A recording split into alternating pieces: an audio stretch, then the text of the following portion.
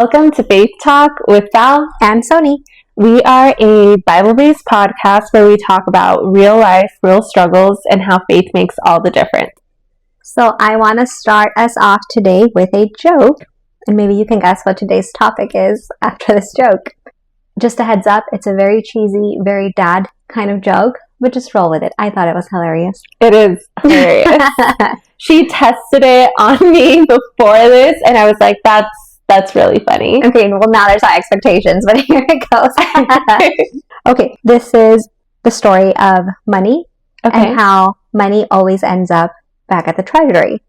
So all of the bills are out in circulation, and now they're all back at the treasury, and they're talking about where they've all been.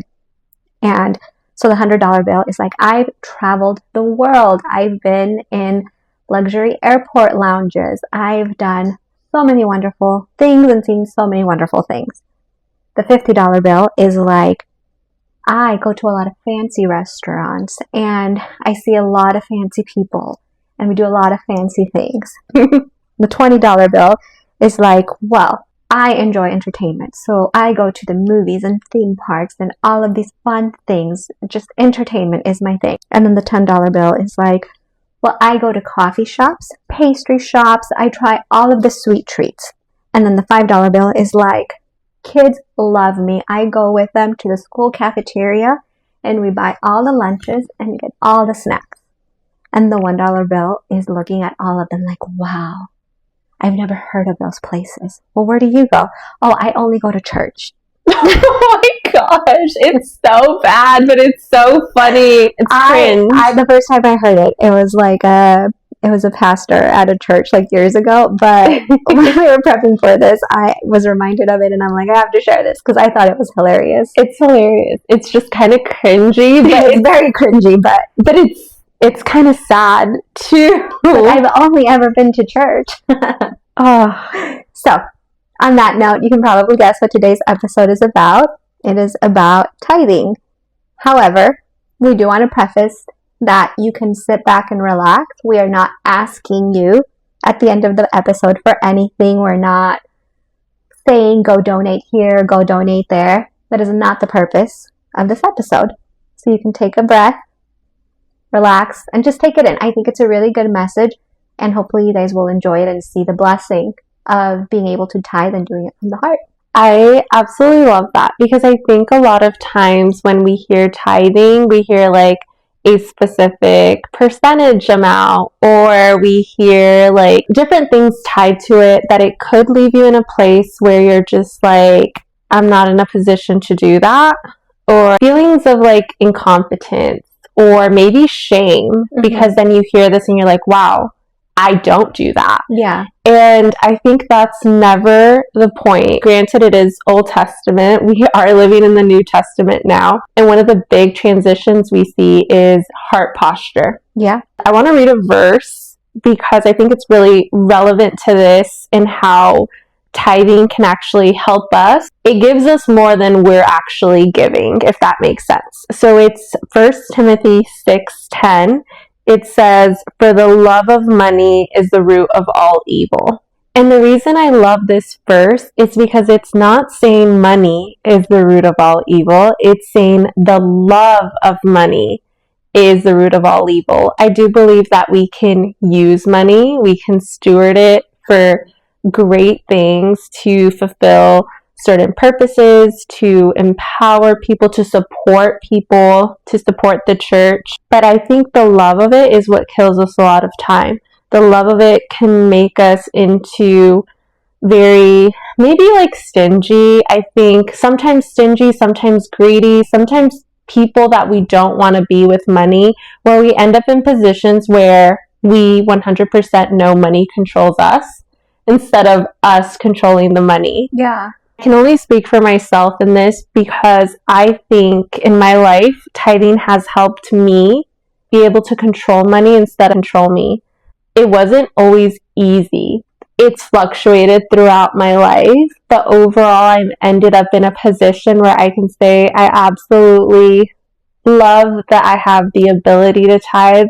I love that God put it in my heart to give back just like a portion of so much that he has blessed me with.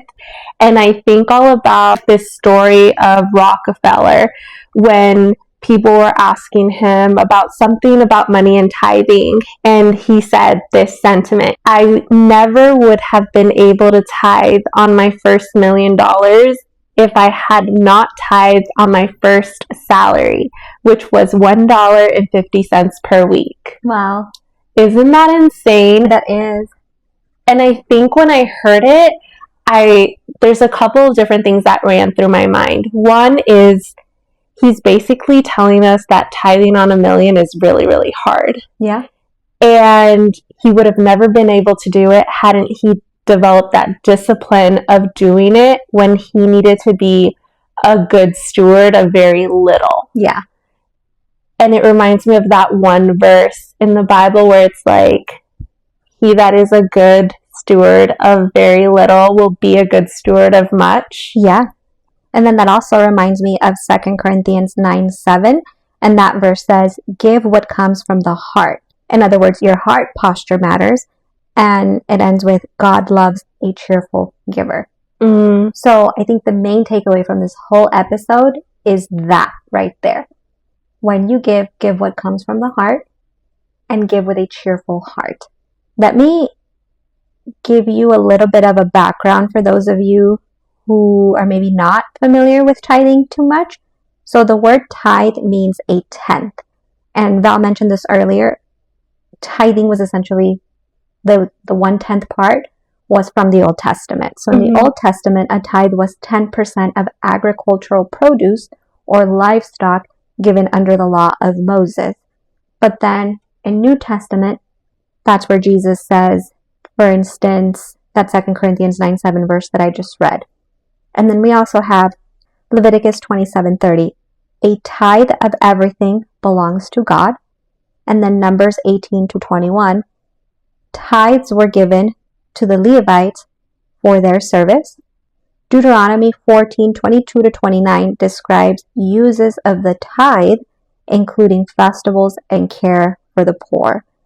And there's also that verse about helping the widows and the poor and those in needy. So just keep all of that in mind as we go through this episode, because I think a lot of people, and sometimes even churches, like, we get stuck in the idea that tithing is 1/10. But God is actually saying, give with a joyful heart.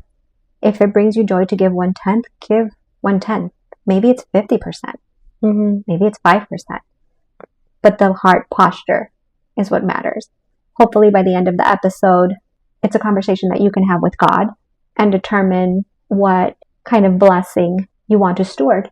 And I want to point out that if you're a person where you're just like, I don't enjoy giving, I don't enjoy tithing, or it's really, really hard for me, but I want to be a person that does give, because God, He loves a cheerful giver. At one point in my life, to when I was a little kid, and when I say little, I mean elementary school, I remember that I was saving up a lot of money and I opened up my piggy bank. I remember I had like a total of like $500 or something in there. Impressive for a kid, by the way. So this was like years and years and years of saving up.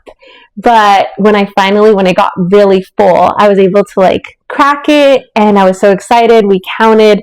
It was like, I remember it being like $533 or something. That number is like stuck in my head. And it was, maybe my parents liked extra money because it was too little. I don't know, because I only ever put like $1 bills in there and like change. Yeah. But I remember my grandma. So that's a lot of money. And I'm like, yes, I'm so excited.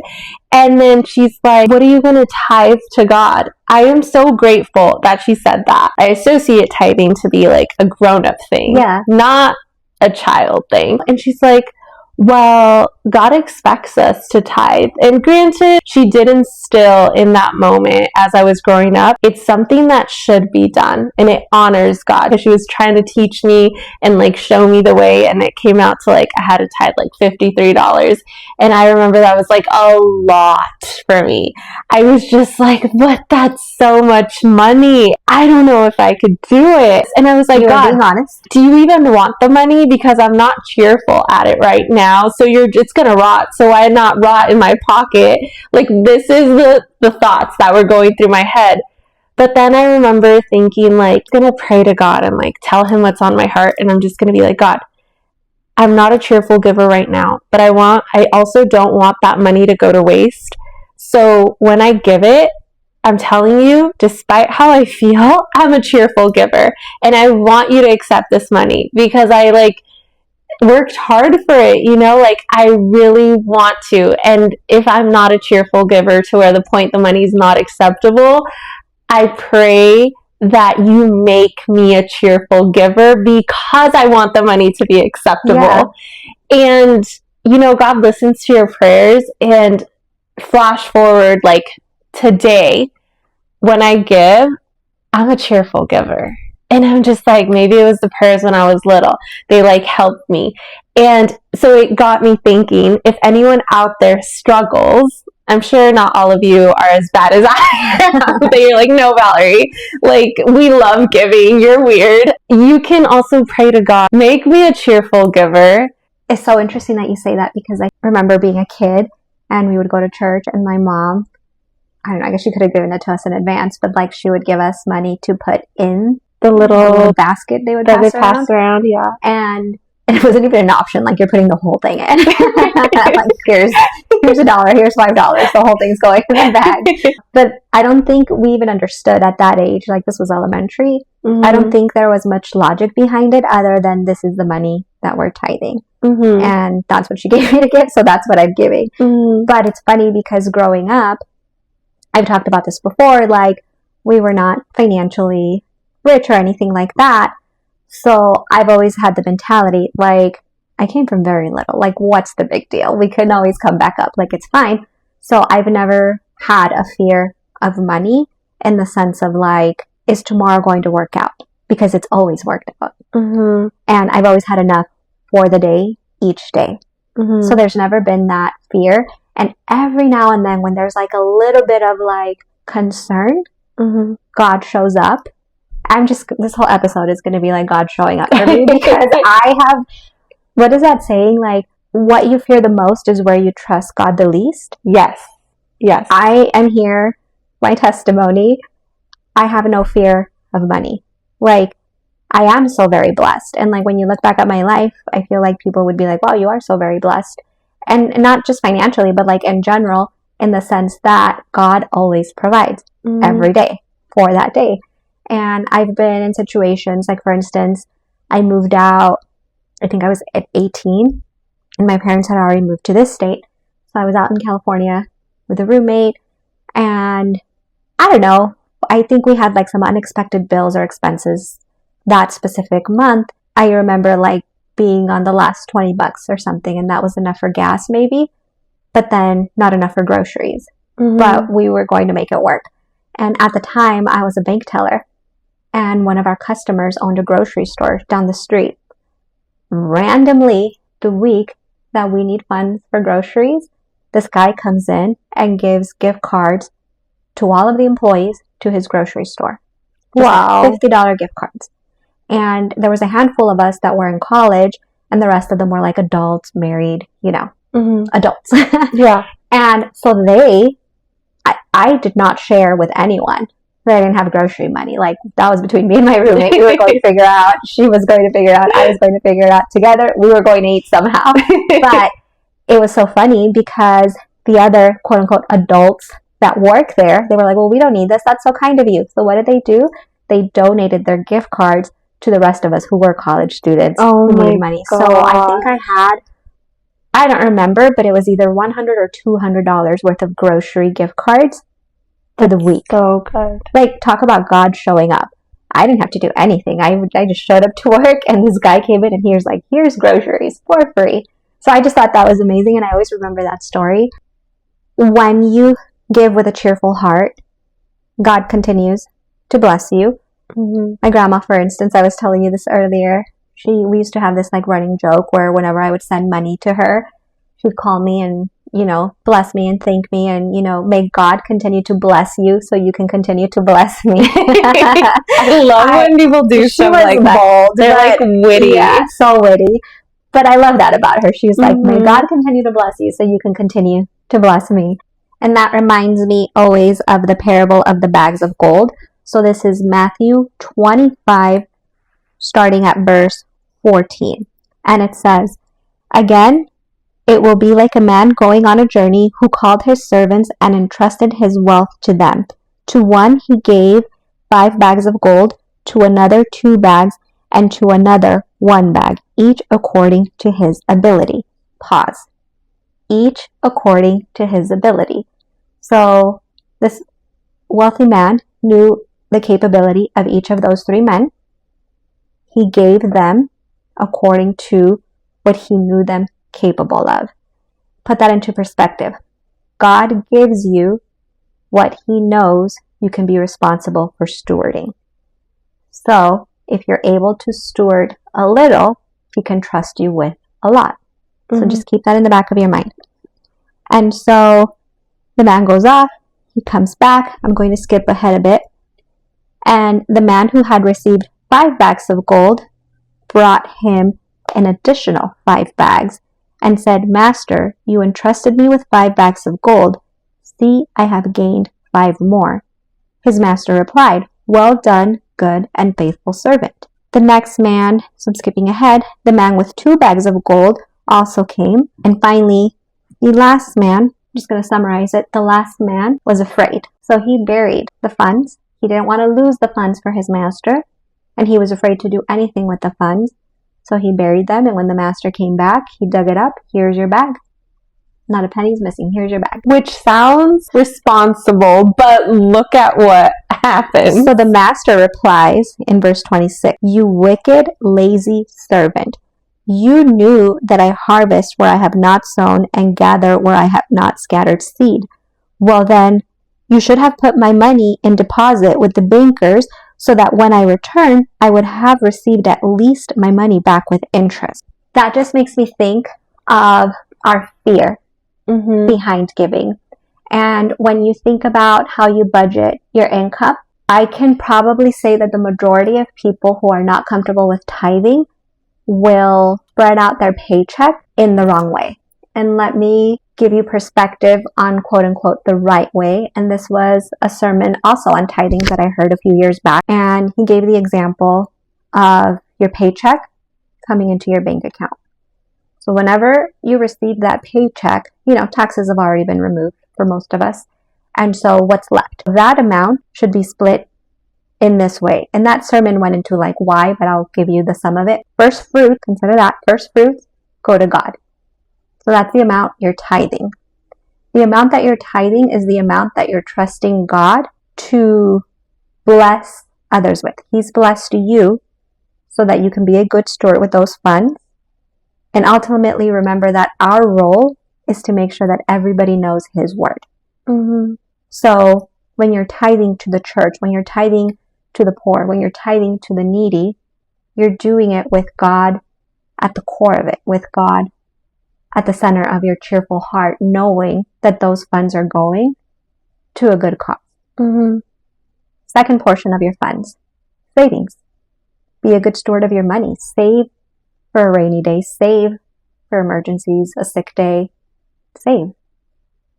Next portion of your paycheck, your bills, your mortgage, the things that ensure that you have a roof over your head. And finally, your vacations, your luxuries, the fun stuff. But in that order. And when you steward your money in that order, you will never lack. Another example of God always providing for me. So there have been many instances where I feel like, hey, maybe I didn't budget correctly. But that's how my finances are set up. When my paycheck comes into my account, first things that come out: tithe, savings, then bills, then the fun money, right? But there have been instances where I find myself a little concerned. Maybe I miscalculated. Maybe where is this money missing from? Out of nowhere, to the penny sometimes, which is the crazy part. To the penny. Out of nowhere, I'll check the mail knowing that maybe I have to work overtime this week. Maybe I have to do something. The answer is there. Even if I do have to work overtime, the funds will be there. I have no doubt. But Then I go to the mailbox, and what do I see? A check. A random check. Someone owed me money, and they just happened to pay it back. Maybe my mortgage company, I overpaid escrow or something. Here's my refund. My insurance company miscalculated. Here's the refund. Every time that I have been close to being in need, God provides what I need. And I think that always blows my mind because it's happened my mind. It's happened multiple times. It blows my mind. And then I think to myself, when like there's not a check, right? And I'm doing calculations, and I used to do calculations and like stress in the sense that I like to be disciplined when it comes to my funds, but then I would stress when I don't see how something's going to be covered. Like I know it will, but I like knowing how. Yeah. And out of nowhere, there's an extra paycheck this month. And that's how it took care of itself. Or, we get a bonus this month. And so things like that continually happen. And over the years, I've just come to realize like I don't have to worry about funds because God always provides. And I can trust that He always provides because my first fruits always go to God. I get a bonus check, first fruits always go to God. And what kind of reminds me of, some people can hear that and they're just like, well, you're very blessed. But that's not what I hear when you're speaking. I instantly think about God cannot bless what He is not in. Yes, exactly. And you have made it a priority to put Him in your finances, which is why He can show up for you in your finances. And on that note, let's talk about stewarding the funds that He does give, right? Mm-hmm. So, two things actually. So going back to if anyone's thinking like, well, you can say that because you are so blessed. I did not grow up blessed. Mm-hmm. I grew up in poverty. So I want to stress that. Like if you are going through poverty, guess what? Put God first and you'll see how quick things start to change. Mm-hmm. And I also want to preface, it's not always monetary. Sometimes it's opportunities. Sometimes doors will open to you that then create a bigger opportunity. And things just work themselves out. You just have to trust God and trust that the answer is going to come in a way that's probably grander than what you're expecting. You're thinking, I'm going to tithe this and God will return it. You're thinking small. Trust God. Because believe me, God is coming through bigger than you can imagine. Mm-hmm. And I feel like my finances are a perfect example of that. Like sometimes people will look at me and I'm not a flashy person by any means.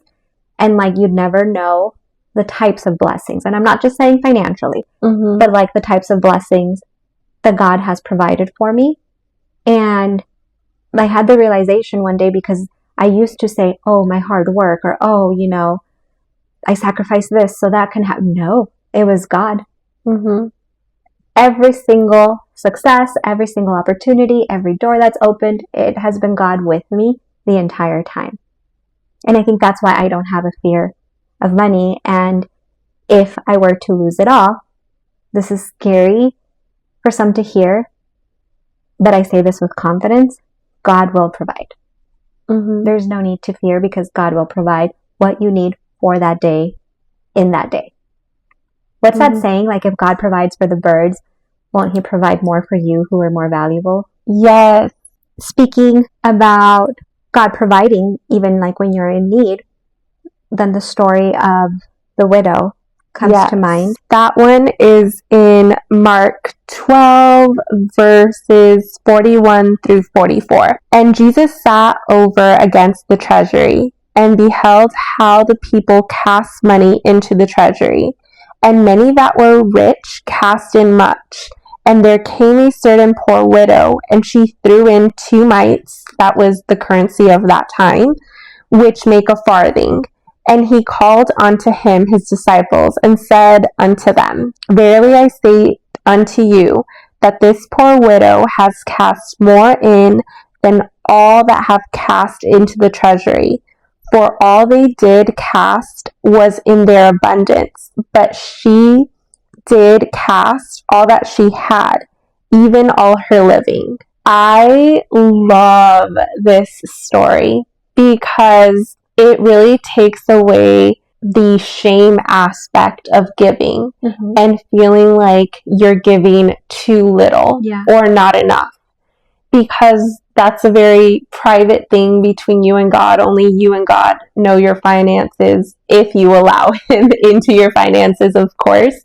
When you go to give, you could be giving all you have, which is just probably like scraps to another person, but to you, it's absolutely everything. And I think when we give to God, He multiplies everything. What is that saying? Faith over fear? Mm-hmm. Or better yet, that verse, for we walk by faith, not by sight. Yes. Yes.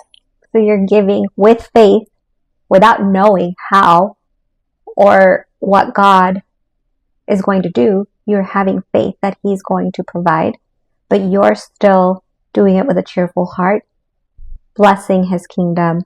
So let's talk about giving with a cheerful heart, because I've heard from many different people, I don't judge, give whatever you want. That's between you and God. Like at the end of the day, it really is between you and God. Yeah.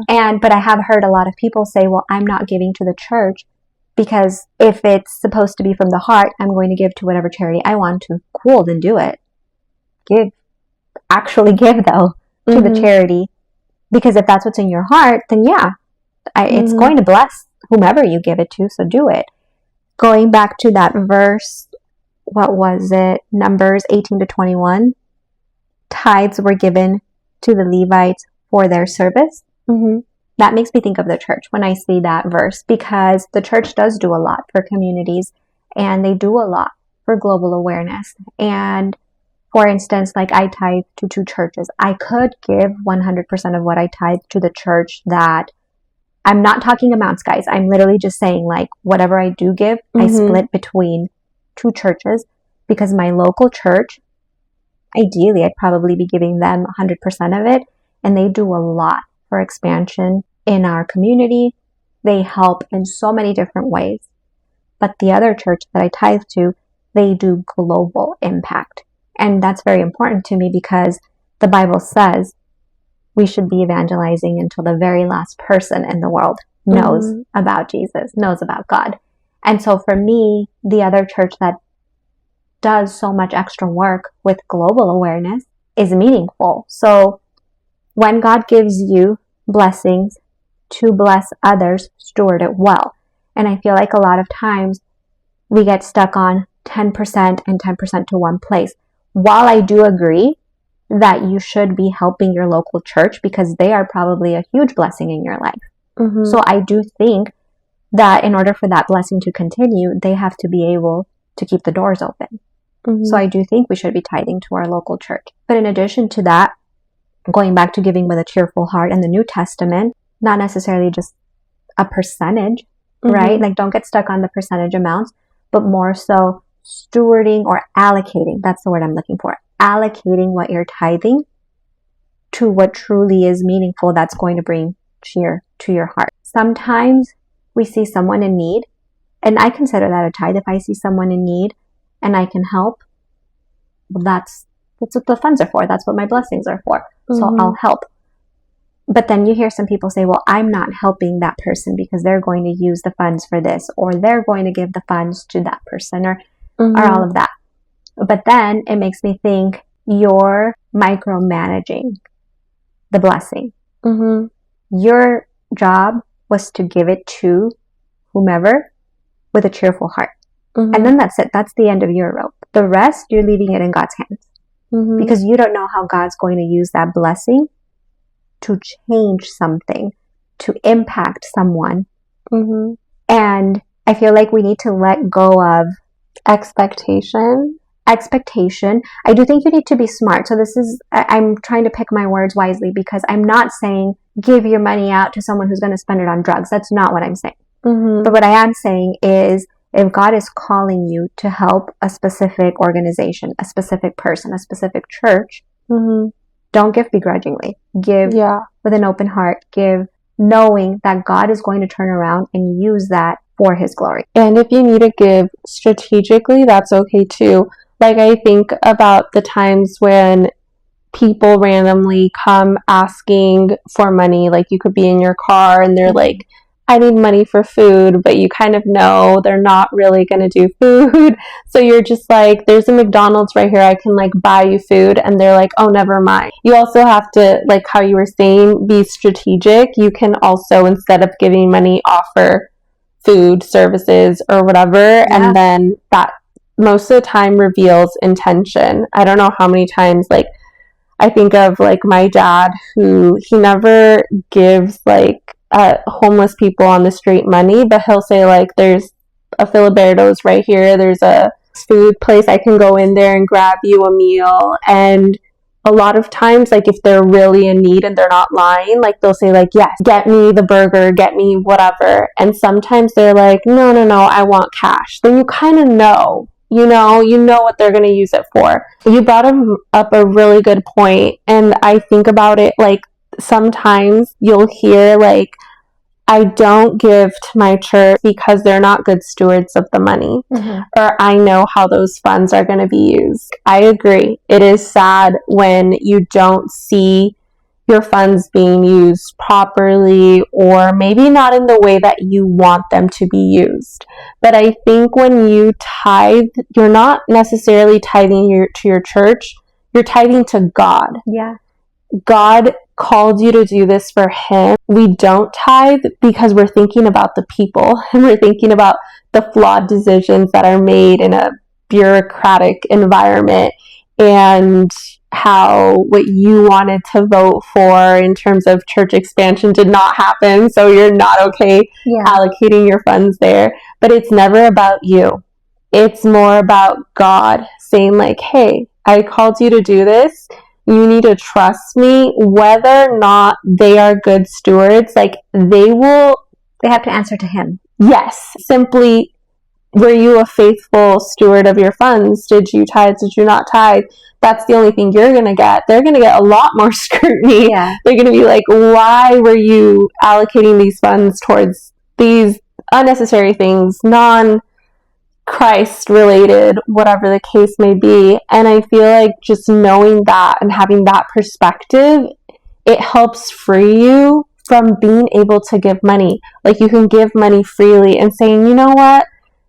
I'm going to give this because God calls me to do this. And I am so very grateful and thankful. And I want His kingdom I want to be a part of this and give back. And then you're not thinking about what happens in the other end and how your funds are being used. And you're like, I pray whatever happens to them in the way that they're supposed to happen. Churches a lot of times are in need. And when you think about it from a perspective where God's like, what would God do strategically if His church needed money? Simple. Promote financially the people within the church so they can tithe back and the church can get that money so the church can thrive. So I think about this all the time. If God were to do that and He were to say like, this church needs a certain amount of money to survive, I'm going to give like 10 people within that church a financial raise or a promotion at their work. That way, I calculated it out. It's going to work. We're going to survive this. But if those people decided not to give back and not to increase their tithe or to not reciprocate, then God's like, wow, I just increased everyone's salaries here, yet the church is not getting the money it needs to survive. But I did notice so-and-so was a good steward. So I'm just going to give it to this one person because I know they're going to be a good steward. And when you think about it that way, you're just like, God, I am so sorry. I want to make sure I'm a good steward. You do not need to remove my promotion or give the money to someone else. I am going to be a good steward and do my part so this church can survive. So immediately I had to flip back to it. Matthew 25, verse 28. So continuing the story of the bags of gold. Yeah. So the master says to the guy who basically buried the money and didn't steward it well. Mm-hmm. He says, so take the bag of gold from him and give it to the one who has 10 bags. For whoever has will be given more, and they will have an abundance. Whoever does not have, even what they do have will be taken from them. and throw the worthless servant outside into the darkness, where he will be weeping. So that sounds really harsh. It does. Especially the line about whoever does not have, even what he doesn't have will be taken from them. I think putting that into context, it's not saying if you're in need and you don't give, like God's going to take everything away. But I think it's saying you have so little faith. You have so little confidence that God can provide. So if you're not stewarding for yourself and for his kingdom purpose, why would he give you more? If your paycheck is going towards gluttony, why would he give you more? You're continuously putting yourself in a rough situation. So clearly he can't trust you with more. You might be working your butt off. You might be doing all of the things. But if you're still not stewarding the efforts of your labor correctly, how can he continue to bless you? Why would he continue to bless you? And I think it's important to note that this is not God punishing you. It's God simply saying, I can't bless you because you have not given me access to your finances. He cannot bless what he's not in. Yeah. So it sounds harsh, and it's like God is not blessing me financially, and it's like, is God in your finances? Yeah.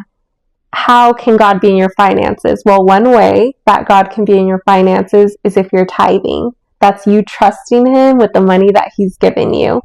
Can you do that? And if the answer is no, I'm not doing that, or I haven't done that, or I don't plan to do that, it's like, okay, then God cannot be in your finances because you haven't allowed him into that area of your life. Yeah. And I know I already read this verse, but going back to Deuteronomy 14:22-29, where it basically describes the use of tithe to include festivals and care for the poor. So in context, when they're talking about festivals, it means throwing like a feast for those who were in need, right? So yes, you're helping the church, but also the widows and those in need, and the list of all of that. But one thing that was in my heart to say right now when I was thinking about that verse is, when you give, I like to think of it this way: it's not me giving. It's not my money. It's really not. Like, the way I see it is, this is God's money. So if that's how he wants me to use it, that's how I'll use it. But when you do give in his name. It's not for your glory. It's for his glory. And I know there are situations where there are people in need, and sometimes there's like a sense of, what's the word I'm looking for? There's a heaviness with having to ask for help. And I feel like we need to be aware. We need to be aware of the people we love in our lives. We need to be aware of circumstances, and also listen to God. Like, sometimes God is blessing you abundantly so that you can help those who are around you. Sometimes they'll ask, sometimes they won't, but also, like, what the people around you are going through. And I feel like being able to bless them in God's name. Yeah, in God's name. It's not for your glory. It's in God's name. But if you're blessed and you're able to, and you're doing it with a cheerful heart in his name, just trust that God can turn their situation around. And I feel like you should want that for the people in your life. So I just wanted to throw that in there. So in conclusion, we hope this episode did bless all of you and gave you guys a deeper perspective of tithing, the importance of tithing, and the blessing that is tithing. And I hope that the takeaway for everyone is first fruits go to God. The glory is for God. The posture of your heart. And so to close that off, for those of you who don't currently tithe, or maybe know you could potentially be doing more, we encourage you to seek deep in your heart, pray about it, and whatever genuinely comes from your cheerful heart to give, do that. And just wait and see how God blesses your life, whether financially or opportunities, whatever his will be for you. But you will be so amazed at how great and wonderful he is when you open up and when you steward how he intended us to steward the gifts that he gives to us, and have faith that he will provide.